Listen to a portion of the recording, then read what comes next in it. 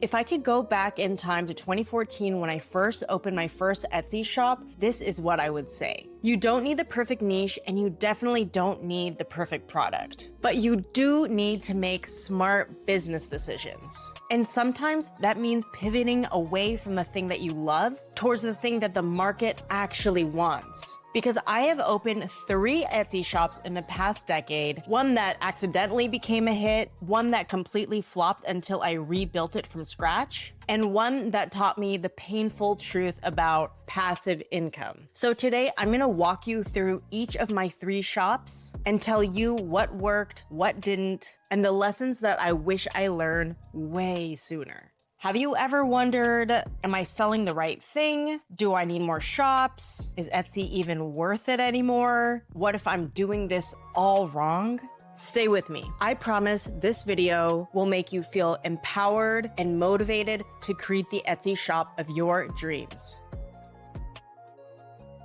I started Interstellar Art at a really weird time in my life. It was 2014. I had just graduated with an art degree, and the job market was still in shambles from the 2009 crash, and many recent grads were having a really hard time finding jobs. I was working in a job that I absolutely hated. I was getting sexually harassed regularly by my boss at this job, and my life really felt like it was crumbling, and it really felt like my mental health was crumbling. This was before the Me Too movement. I was young. I didn't know that it wasn't okay. Even though that job was traumatic, I learned things from it. I learned about SEO. I learned about how to take product photography. I learned about copywriting and generally how to market things online in an e-commerce store. And I thought, why not market my own art? It all started with the brain art for a rat brain print.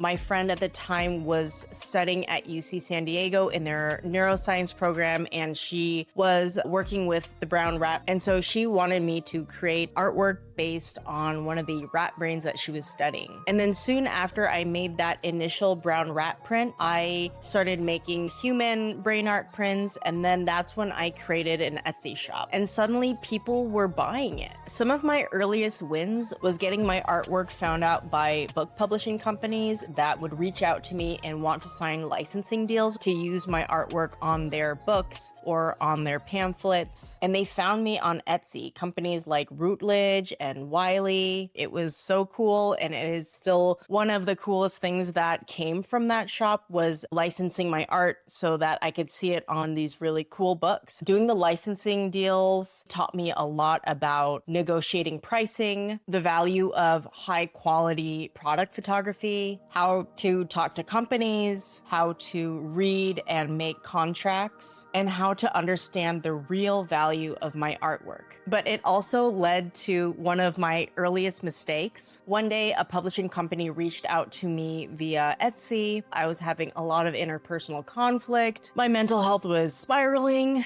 I was crashing out, and I was not in the right headspace to negotiate a licensing deal. Rather than take a beat and just respond to them the next day, I just accepted their very lowball offer. And this is still something that haunts me to this day. I feel like I could have asked for 2 or 3 times as much as what they had offered me, but I learned something huge that day. Never negotiate or talk about money when you are emotionally dysregulated. When your brain is on fire, your business will be on fire too. So always make sure to take care of this before you can take care of anything else. Take care of yourself, and it's not selfish and it's not silly or woo-woo to prioritize your mental health and your self-care because it will affect your business. Another mistake that I made pretty early on has to do with quality control. One time I ran out of the cardstock that I usually get, so I ran out to the store and I got the cardstock that I thought I usually got, but when I looked at it, it actually turned out to be a little bit thinner. At that time, I was working with a customer, making custom orders for them. I was making these custom greeting cards using my artwork for them. And so they had regularly bought these big orders from me, orders of 100 cards, 200 cards. And this was my 3rd order after I sent him that final package with the lower quality cardstock.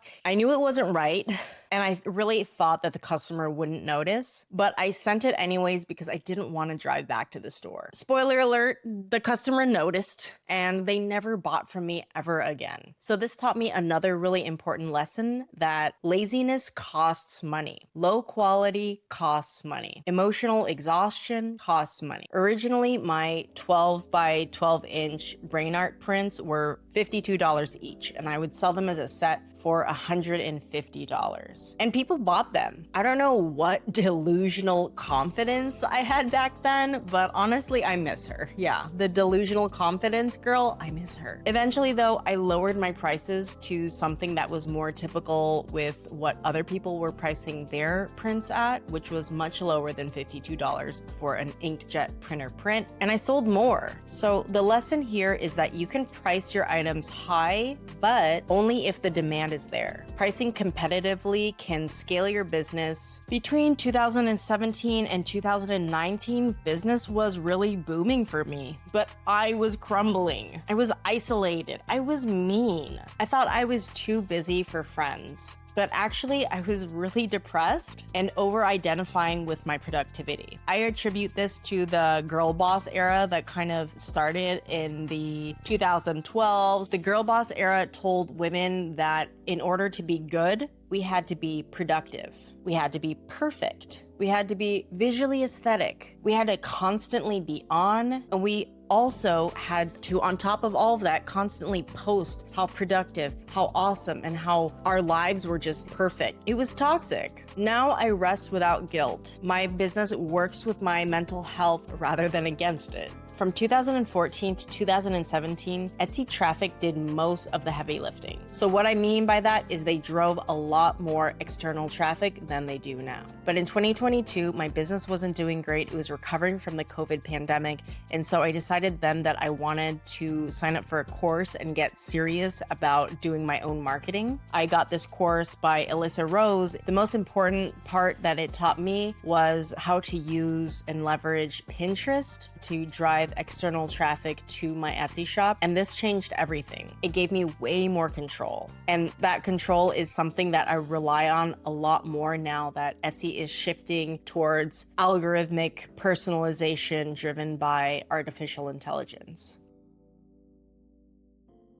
I opened Tiny Pink Shoe in 2017 because I wanted to make a shop with the art that I loved, not just my brain art. And at the time, I was making these really cute little sculptures made out of these plastic shoes that people use for quinceañeras. I had a lot of fun making these tiny pink shoes, and that actually is where the name of the shop came from. And so in my head, I was thinking, this is awesome. This is amazing. People are gonna love it. They did not. I didn't sell a single one of these tiny pink shoes, and I had spent so much time not only making them, but taking really great product photography, taking videos. I realized that just because I liked something doesn't mean that other people will. At the time, I also wanted to create a shop where I could sell my friends' work to. What's a way that artists can get together and sell their work from a single platform? And so my idea was to use Etsy as a platform, and then from there, sell my friends' things. They were making zines and enamel pins and buttons and stickers and that sort of thing. And that also was a mess. I wasn't really able to sell too much of my friends' work,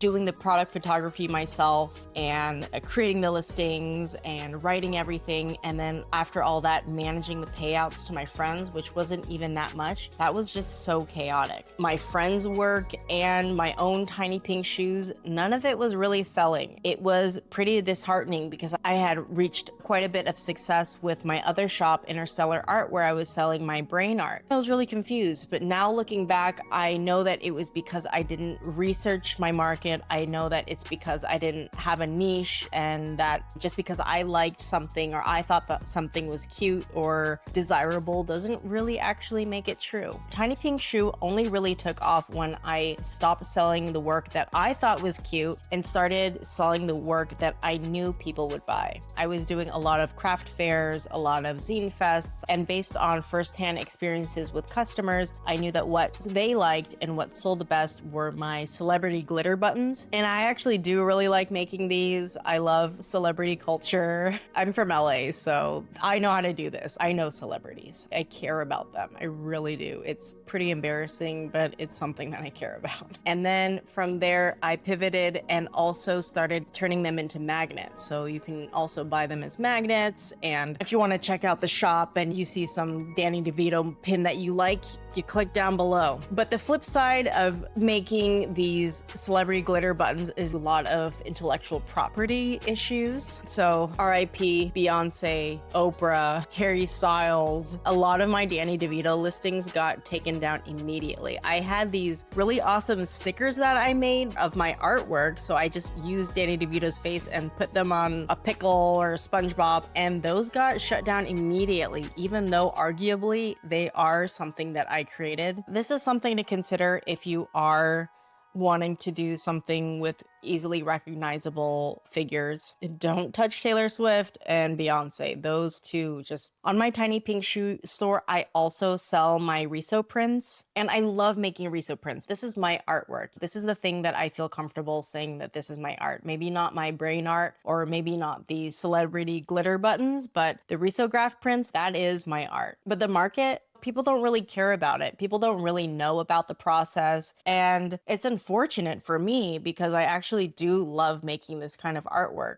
but I still have my work on there. And the people who are interested in risograph prints, they do buy the prints. It's not my best seller. So this is a really painful reality for artists, is that your favorite art or the art that you love making the very most might not be the art that actually pays your bills. And that's okay. My Riso prints, they live on Etsy and they sell every now and again. And I get really excited when I do. And I'm like, oh my God, this person actually cares. It's the thing that I actually love. But it's not my main revenue stream. If you are interested in risograph printing, I do have a video about that process here. My most recent addition to my Tiny Pink Shoe shop has been my hand pillow sewing pattern, and it's my first digital product on this shop. I'm really proud of myself because I taught myself how to use Illustrator, how to design a sewing pattern, and boom, it became my bestseller. So now this digital thing that I just made kind of on a whim became a bestseller. I didn't do any product research. The reason why I made this digital product was because at the time I really wanted to make a hand pillow, and I was looking online and I could not find a pattern available. So after I had made my own pattern, I turned it into a really sleek digital product. You can find it down in the description box below, and you can make your own hand pillow if you'd like to. Making this hand pillow sewing pattern taught me a really important thing, which is that your shop should probably have at least one digital product if possible. Digital products are great because there's no shipping, there's no returns, you don't need to track inventory. Tiny Pink Shoe was the first shop where I actually used a marketing plan when launching my products. This is when I created a Pinterest content calendar. I would create 5 Pinterest pins per Etsy listing, and I made this Google sheet with all the titles and the tags and the description, and I was really deep in Canva making all of these pins and making sure that I was able to drive traffic to those listings after I had posted them. So this made it so that I was able to actually generate momentum on people viewing the products. And when I was doing this strategy where I was using Pinterest in conjunction with Etsy to support my Etsy shop, this is the first time I really felt like I was actually making smart business decisions and not just acting like this,